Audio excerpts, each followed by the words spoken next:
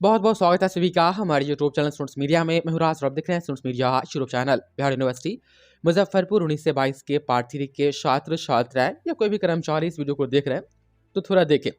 ये वीडियो थोड़ी लंबी हो सकती है, लेकिन जो चीज़ें हैं वो मैं आपको ठीक ठाक मैं आपको बताने वाला हूँ। यूनिवर्सिटी जो एग्जामिनेशन फॉर्म जो चार्जेस लेती है वह किस किस चीज़ों के लिए लेती है, और आज जो रिपोर्ट आई है अखबार में जिसमें कहा जा रहा है कि 14,000 छात्र छात्राओं ने परीक्षा फॉर्म पार्ट 3 का नहीं भर पाया। जैसा कि इसमें कहा गया है कि 1 लाख के आसपास छात्र छात्राएं पार्ट 2 परीक्षा में पास हुए हैं, लेकिन 86,000 छात्र छात्राओं ने परीक्षा फॉर्म फिलअप नहीं किया है। वो कहाँ गए? और यहाँ पर कहा जा रहा है कि एक जो है कि परीक्षा विभाग का मानना है कि हो सकता है कि वो छात्र छात्राएं कहीं बाहर चले गए होंगे। लेकिन यूनिवर्सिटी क्या कभी यह सवाल करती है कि कॉलेज लेवल पर परीक्षा फॉर्म फी जो होता है, शुल्क जो होता है, वो कॉलेज लेवल पर जानबूझ के छोड़ देती है और 5-5 हज़ार 7-7 हज़ार रुपये लिए जाते हैं परीक्षा फॉर्म फिलअप के नाम पर? क्या कभी यूनिवर्सिटी पूछती है कि छात्र छात्रा उतना पैसा कहाँ से लाएंगे? क्या कॉलेज को भी रिमाइंडर भेजती है कि आपको इतना ही फी लेना है?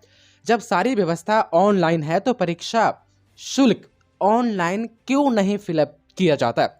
क्यों जानबूझ करके यूनिवर्सिटी कॉलेज के भरोसे छोड़ देती है और कॉलेज जो मन में आता है वो डिमांड करते हैं? क्यों हमें आए दिन या हर परीक्षा फॉर्म फिलअप के वक्त हमें इस तरीके की खबरें छात्र छात्राओं के तरफ से मिलती है, जिसमें परीक्षा फॉर्म शुल्क इतने हाई होने के कारण छात्र छात्राओं को समझ में नहीं आता है कि हम ये व्यवस्था पैसे करे तो कहां से करें। अब यहाँ पर देख लीजिए, एक छात्र ने ये सोशल मीडिया पर मैसेज किया।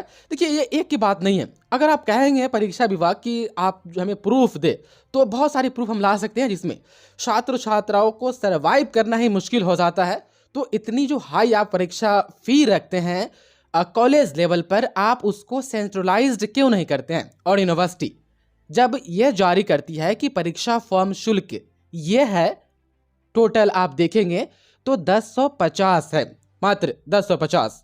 और इसमें साफ साफ ये नीचे वाला पार्ट 3 का है। ये यूनिवर्सिटी के लेटर पैड पर आप देखेंगे तो 14 मार्च का सिग्नेचर है इस पर, और मेमो नंबर बजाते यहाँ पर दिया हुआ है। ऊपर पार्ट 1 और 2 का फी है, आप टोटल देख सकते हैं, और नीचे पार्ट 3 का है, इधर जनरल वाले का है और इधर SC ST वाले का है। तो आप तमाम छात्र छात्राएं एक बार देख ले ये कि आपसे किन किन बातों के लिए पैसे लिए जाते हैं।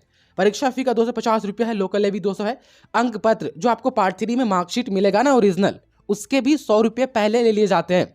परीक्षा फॉर्म जो आपको फिलअप किया हुआ यूनिवर्सिटी से आया है उसका भी आपसे 100 रुपया ले लिया गया है, आपको पता नहीं है। मूल प्रमाण पत्र ओरिजिनल डिग्री सर्टिफिकेट के नाम पर 400 रुपये लिए जाते हैं, हर साल लिए जाते हैं। लेकिन ऑटोमेटिक वो ओरिजिनल डिग्री सर्टिफिकेट छात्र छात्राओं को नहीं मिलता है। स्टूडेंट को फिर से आवेदन करना पड़ता है यूनिवर्सिटी के वेबसाइट पर और दोबारा 400 रुपये फिर पे करने पड़ते हैं। उदाहरण मैं इस यूनिवर्सिटी का खुद हूँ, मैंने पे किया था परीक्षा फॉर्म के वक्त ये 400 रुपये एक्स्ट्रा, लेकिन मुझे ओरिजिनल डिग्री सर्टिफिकेट नहीं मिली। हमें भी तब मिलेगी जब उसका हम फी देंगे तब। तो जब आप उसी में इंक्लूड नहीं करते हो, आप एक्स्ट्रा चार्ज लेते ही हो, तो फिर इसमें आप ये ऐड क्यों करते हो ओरिजिनल सर्टिफिकेट का? उसके बाद टोटल जब 1050 हो रहा है तो कॉलेज में क्यों कैसे 5000 हो जा रहे हैं? SC ST के लिए आप देखेंगे तो 800 रुपया है, तो कैसे हो जा रहे हैं? ये मार्च का है। यदि हम आपको एक साल पहले वाला दिखाए, जब 18 से 21 के पार्ट 3 का एग्जामिनेशन फॉर्म फिलअप हुआ था, तो उस वक्त भी एक गाइडलाइंस जारी हुई थी जिसमें उस वक्त तो खैर ऑनलाइन परीक्षा फॉर्म फिलअप किए गए थे, स्टूडेंट ने खुद भरा था, तो खैर वो इशू नहीं है। इशू आपके पेमेंट का है। उस वक्त आप देखेंगे तो उस वक्त भी यहाँ पर आपको बता दिया गया था कि किस किस चीज़ के लिए कितने पैसे लिए जा रहे हैं। टोटल उस वक्त 1200 रुपया हो रहा था। ये 1200 ही है, हाँ 1250 या 1200 के आसपास है। लेकिन यहाँ पर यह है कि जब 1250 आपका ओरिजिनल फ़ी हो रहा है तो कॉलेज में जमा करने जाते वक्त ये 4000 से 5000 क्यों हो जाते हैं? अच्छा, एक बात ये भी आता है मन में कि चलो हमने जो 1050 या 1250 मैंने बताया है वो तो सिर्फ परीक्षा फॉर्म शुल्क है, लेकिन पार्ट 3 में एडमिशन भी तो लेना है, तो एडमिशन का भी तो चार्ज कॉलेज लेगी। हम मानते हैं कि कॉलेज लेगी, लेकिन कितना लेगी? डेवलपिंग चार्ज के नाम पर कितना लेगी? एडमिशन के नाम पर कितना लेगी? ये पैरामीटर कौन तय करेगा? क्या यूनिवर्सिटी तय नहीं कर पाती है कि एडमिशन जो प्राइवेट कॉलेज या गवर्नमेंट कॉलेज लेती है उसमें चार्ज कितनी होनी चाहिए? डेवलपिंग चार्ज जो ली जाती है हर प्राइवेट कॉलेज जो है कि स्कूल सब लेती है, तो वो कितना होना चाहिए? यदि यूनिवर्सिटी डिसाइड नहीं करती है तो गवर्नमेंट क्यों डिसाइड नहीं करती है कि बिहार में जितने भी government, semi government, private college है उसमें पर्टिकुलर इस कोर्स के लिए इतना ही एडमिशन फ़ी होगा, इतना ही डेवलपमेंट चार्ज होगा। और आपने यदि ये जारी कर दिया है तो तमाम कॉलेजों पर ये पैरामीटर लागू क्यों नहीं होता है? कोई ऐसा क्यों नहीं होता है जो सभी के ऊपर फ़ी को लेकर के, गवर्नमेंट, सेमी गवर्नमेंट या प्राइवेट, फ़ी को लेकर के मॉनिटरिंग करे, एक रिपोर्ट बनाए और जो पैरामीटर तय है उसी के अंदर छात्र छात्राओं से पैसे लिए जाए। तो एक तो ये इशू हो गया आपके पार्ट 3 परीक्षा फॉर्म भरने में छात्र छात्राओं को इकोनॉमिकली दिक्कत होती है। दूसरा दिक्कत ये है कि आप जब कहते हैं कि जब आपका रिजल्ट अब्सेंट है या पेंडिंग है, 10 दिन में हम सुधार देंगे, तो 10 दिन में आप सुधारते क्यों नहीं है? अभी भी पार्ट 2 के कई ऐसे छात्र छात्राएं हैं जिन्होंने प्रैक्टिकल की परीक्षा दी है लेकिन अभी भी उनका अब्सेंट है। INC भी कोई शब्द, कोई अंक होता है क्या? बहुत सारे स्टूडेंट के मार्कशीट में अभी भी INC दिख रहा है। वो रिजल्ट क्यों नहीं सुधार हो पाए? जिसके भी, मान लीजिए किसी एक पेपर में कोई छात्र छात्राएं प्रमोटेड है और उसका प्रैक्टिकल भी अब्सेंट है और किसी दूसरे सब्जेक्ट में भी प्रैक्टिकल अब्सेंट है, ऐसे तो 3 पेपर हो जा रहे हैं, 3-4 लगभग, और ऐसे में जो है उनका रिजल्ट फेल दिखा रहा है, तो फेल वाले को आप फॉर्म फिलअप करने नहीं दे रहे हैं। और फेल वो इसलिए नहीं है कि वो फेल है, सच में फेल है, ऐसा नहीं है, वो अब्सेंट है इसलिए फेल है, और ऐसा नहीं है कि वो सच में अब्सेंट है। आपने अब्सेंट किया है, उन्होंने परीक्षा दिया था लेकिन उनके रिजल्ट में अभी भी अब्सेंट दिखा रहा है। आपने जो वेबसाइट पर प्रोविजनल रिजल्ट जारी किया है उसमें अब्सेंट दिखा रहा है और आपने इतना वक्त भी नहीं दिया कि ओरिजिनल मार्कशीट आप कॉलेज में भेजे, छात्र छात्राएं रिसीव करें, कम से कम ओरिजिनल में तो पता चले क्या हाल है ताकि ओरिजिनल से फॉर्म भरे। आपने इंटरनेट वाला पार्ट 2 का मार्कशीट से आपने फॉर्म भरवा लिया और इंटरनेट वाले में प्रैक्टिकल में प्रेजेंट होने के बावजूद भी वहाँ पर दिखा रहा है कि अब्सेंट है और इसलिए कॉलेज फॉर्म फिलअप नहीं कर रही है। बहुत सारे कॉलेज ऐसे हैं जो आपने कहा है कि रिजल्ट सुधार के लिए आपको एप्लीकेशन देना है अपने कॉलेज में, कॉलेज ले नहीं रही है। ये भी मैं आपको प्रूफ दे सकता हूँ। इसमें जो परेशानी मैं आपको गिना रहा हूँ, ऐसा नहीं कि मैं अपने इस मन से गिना रहा हूँ। देखिए, मैं इस यूनिवर्सिटी का छात्र हूँ, मेरे साथ भी परेशानी हो रही है ओरिजिनल डिग्री को लेकर के, लेकिन ये जो प्रमोटेड फेल कहाँ से आए, कहाँ गए, रिजल्ट नॉट फाउंड, रिजल्ट न सुधार होना, प्रैक्टिकल में प्रेजेंट होने के बावजूद भी अब्सेंट होना, इसके कारण से परीक्षा फॉर्म फिलअप करने न देना, ये सारी दिक्कतें छात्र छात्राओं को आ रहे हैं। प्रूफ भी हमारे पास छात्र छात्राएं भेज रहे हैं, इसलिए मैं आपको बता रहा हूँ।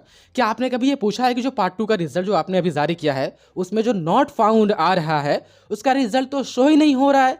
तो नॉट फाउंड वाले का आप रिजल्ट शो किए हैं पूरा 100%, ताकि वो छात्र छात्रा उसका अपना इंटरनेट वाला मार्कशीट देख सके और अपना पार्ट 3 का फॉर्म भर सके? कभी फीडबैक आपने लिया है?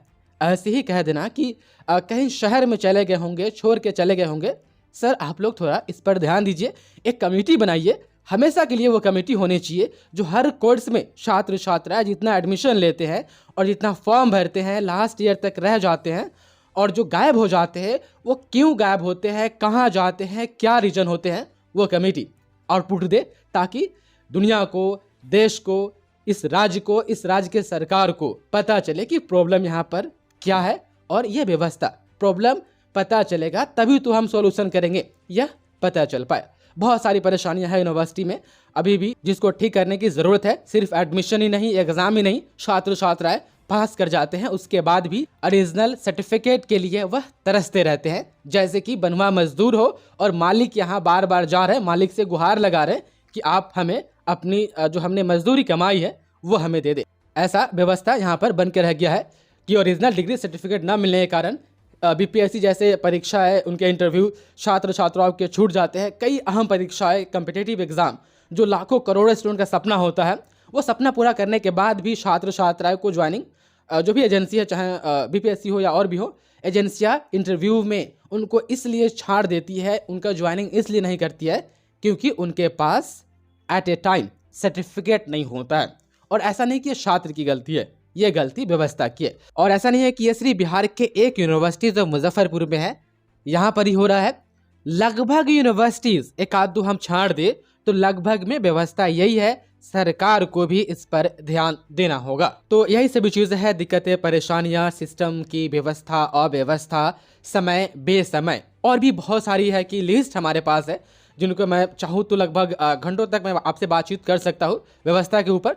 लेकिन ज़्यादा फिर हम आपको नहीं ले जाते हैं, 10 मिनट के लगभग आसपास ये वीडियो हो चुकी है। रहा बात ये पार्ट 3 फॉर्म का, चार्ज का, तो ये तो खैर ऐसे चल ही रहा है।